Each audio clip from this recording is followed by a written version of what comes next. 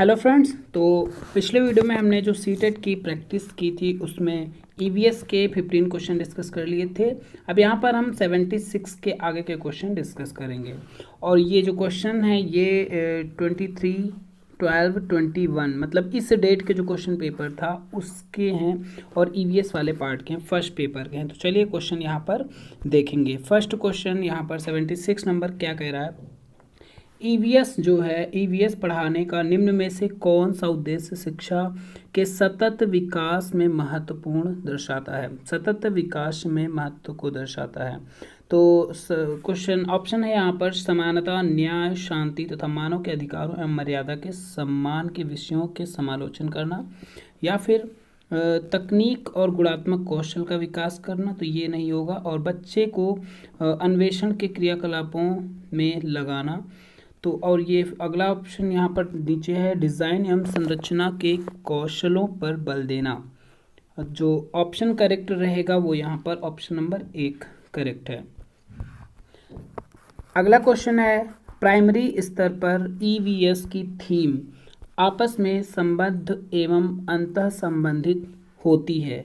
मतलब क्योंकि संबंधित है, क्यों पूछा गया है। तो यहाँ पर ईवीएस एक एकीकृत स्वरूप है। ये वेरी इंपॉर्टेंट क्वेश्चन है, काफ़ी रिपीट हुआ है। ठीक है, तो ईवीएस की अगर पूछे प्रकृति कैसी है तो एकीकृत स्वरूप है, तो वो सही रहेगा। नेक्स्ट क्वेश्चन है 78, ईवीएस का एक स्वरूप बाल केंद्रित है क्योंकि अनुभव द्वारा सीखने पर केंद्रित होता है, या फिर ईवीएस के प्रत्ययों के विषयों की शिक्षा पर, या फिर विद्यार्थियों के व्यवहार इच्छित बदलाव, या विद्यार्थियों का जो है सामाजिक भावात्मक कौशलों के विकास। तो करेक्ट ऑप्शन यहाँ पर जो है अनुभव के द्वारा सीखने पर केंद्रित होगा, क्योंकि ईवीएस मतलब कि पर्यावरण अध्ययन ऐसा सब्जेक्ट है जो अनुभव के द्वारा बालक सीख सकता है। ये वीडियो काफ़ी हेल्पफुल रहेंगे आपके लिए सीटेट के एग्ज़ाम के लिए, और लगातार जुड़े रहिए इस चैनल से। नेक्स्ट है 80 नंबर क्वेश्चन 79 यहाँ पर रहेगा। निम्न में से कौन सा जो है ईवीएस के पाठ्यचर्या का उप थीम है। तो उप थीम पूछा गया है, तो उप थीम जो है यहाँ पर वो ऑप्शन नंबर 4 रहेगा करेक्ट, ये वाला संबंध। बाकी सारी थीम है इसकी। क्वेश्चन नंबर 80 है यहाँ पर, एनसीईआरटी की ईवीएस का अध्याय 23 मतलब एनसीईआरटी की ईवीएस की बुक के बारे में दिया गया है और अध्याय भी दिया गया। पोचमपल्ली, पोचमपल्ली किस पर आधारित है ये पूछा गया है। पोचमपल्ली किस पर आधारित है, जो पोचमपल्ली चैप्टर है। तो वास्तविक स्थान से आधारित है, या फिर वास्तविक घटनाओं से आधारित है, या फिर वास्तविक लोग व उनके अनुभव, या फिर वास्तविक चित्र। तो वो वास्तविक स्थान, पोचमपल्ली क्या है, एक वास्तविक स्थान है। ठीक है, जो कि फेमस है काफ़ी, और उसका वर्णन किया गया है इस लेसन में। बढ़ेंगे 81 नंबर प्रश्न पर। निम्न में से कौन से क्रियाकलापों का सुझाव हमारे भोजन का उत्पादन कौन करता है थीम खाद्य के प्रश्न को संबोधित है। तो थीम दिया गया है हमारे भोजन का उत्पादन कौन करता है, तो इससे संबंधित करने के लिए उपयुक्त कौन कौन से यहाँ पर कथन सही रहेंगे। किसानों के वृत्तांतों को साझा करना, ये सही है। किसी खेत में जाना एवं अवलोकन करना भी सही है। और अंकुरण के लिए अनुकूल परिस्थितियों के प्रयोग करना, ये भी सही। कुल डबल रोटी एवं अन्य खाद्य पदार्थ को कुछ दिनों के लिए रख लेना, तो ये गलत है। तो यहाँ पर ABC पहला विकल्प सही रहेगा। 82 नंबर प्रश्न है, ईवीएस को प्रामाणिक एवं अर्थपूर्ण सीखने के लिए क्षेत्र भ्रमण के माध्यम से शिक्षक निम्न उपयोग कर सकता है। ईवीएस को प्रामाणिक और अर्थपूर्ण सीखने के लिए जो है भ्रमण के माध्यम से शिक्षक निम्न का उपयोग कर सकता है। किसका उपयोग कर सकता है भ्रमण के माध्यम से?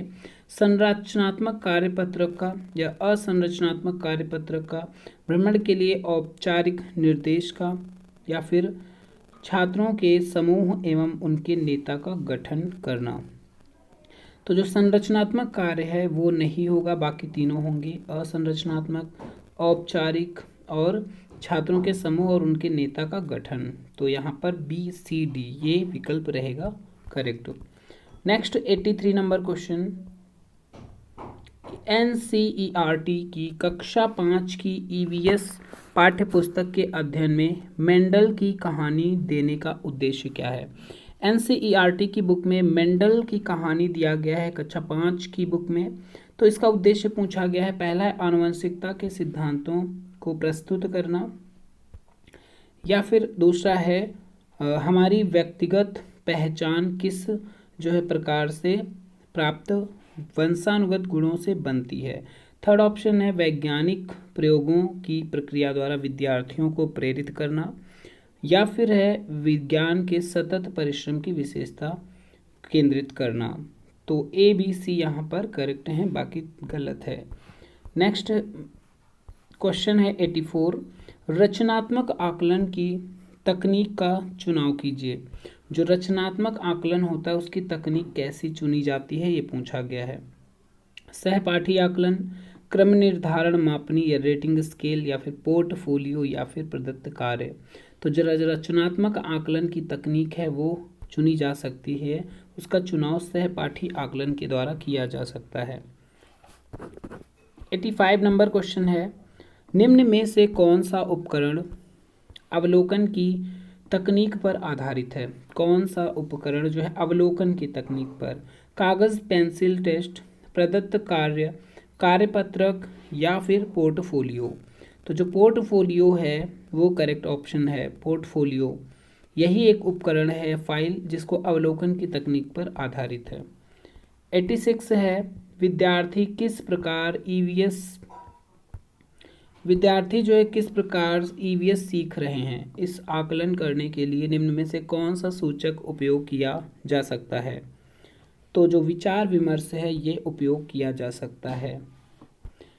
नेक्स्ट है 87, निम्न में से क्या पर्यावरण अध्ययन की कक्षा में शिक्षक के लिए आसान है। शिक्षक के लिए क्या आसान है पर्यावरण अध्ययन की कक्षा में। विद्यार्थियों को सूचना देना, या फिर विद्यार्थियों के विचारों को महत्व देना, या फिर विद्यार्थियों को सीखने के अवसर प्रदान करना, विद्यार्थियों को व्यस्त रखना। तो पर्यावरण अध्ययन की कक्षा में शिक्षक के लिए आसान क्या है। तो आसान कक्षा की बात हो रही तो सूचना देना होता है यहाँ पर आसान। नेक्स्ट है 88, निम्न में से क्या पर्यावरण अध्ययन के सीखने का प्रभावशाली संसाधन है। सीखने का जो प्रभावशाली संसाधन पर्यावरण अध्ययन की बात करें तो जो किस्से होते हैं उससे बच्चे अच्छे इंटरेस्ट, क्योंकि प्राइमरी लेवल की बात हो रही तो मॉडल चार्ट इतना इम्पोर्टेंट नहीं माना जाएगा। 89 है, निम्न में से क्या पर्यावरण अध्ययन की कक्षा में विद्यार्थियों द्वारा पसंद किया जाएगा। क्या पसंद किया जाएगा। चित्रकला और शिल्पकला, एकल कार्य, गृह कार्य का आकलन, या पाठ का स्पष्ट सारांश। तो चित्रकला और शिल्पकला बच्चों के द्वारा पसंद किया जाएगा। नेक्स्ट 90 क्वेश्चन है, पर्यावरण अध्ययन की कक्षा में विद्यार्थियों को अवसर मिलता है प्रश्न पूछने का, परिभाषा सीखने का, ये गलत है। अवधारणाओं का कथन देने का, वर्णन करने का। तो प्रश्न पूछने का सही विकल्प रहेगा। अगले वीडियो में हम नेक्स्ट जो डे का क्वेश्चन पेपर है उसको सॉल्व करेंगे।